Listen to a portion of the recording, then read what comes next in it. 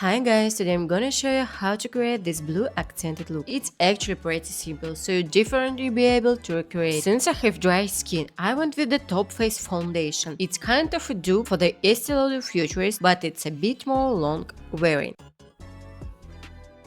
Pay close attention to my application technique. I'm working down the blending process for you so you can avoid any patchiness. I also recommend softening the edges of your liquid products with a sponge if needed. By the way, blue is so in this year, and it looks stunning paired with a pale yellow shade. I use the Top Face bronzer in shade 3. I am obsessed with this shade and the texture. It has a warm undertone, but it still looks amazing on my cool toned skin. I'll link all the products I'm using in the description box below. Enjoy the video!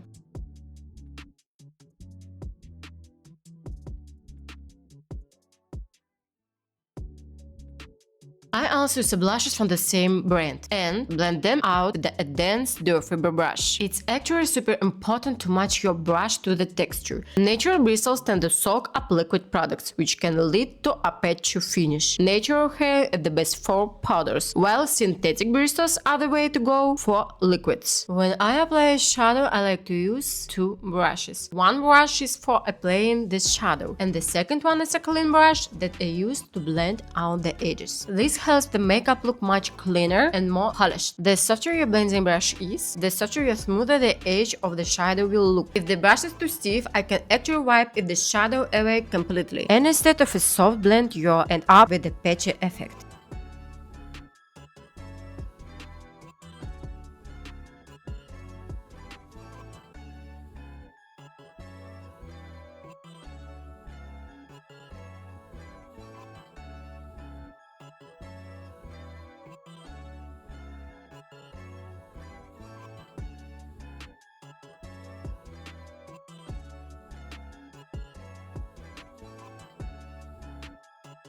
Under my eyes, I clean up any fallout and touch up my foundation and blush. I'm going to use the Rimmel Concealer. It's very long lasting, but the careful, it can emphasize skin texture and has full coverage. I love using it in my videos to achieve an even flawless finish.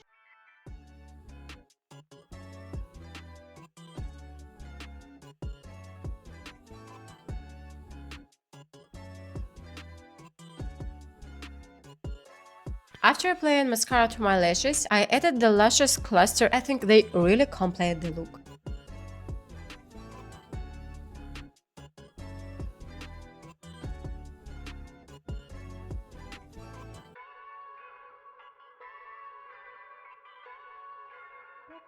And that's it for me. Bye bye.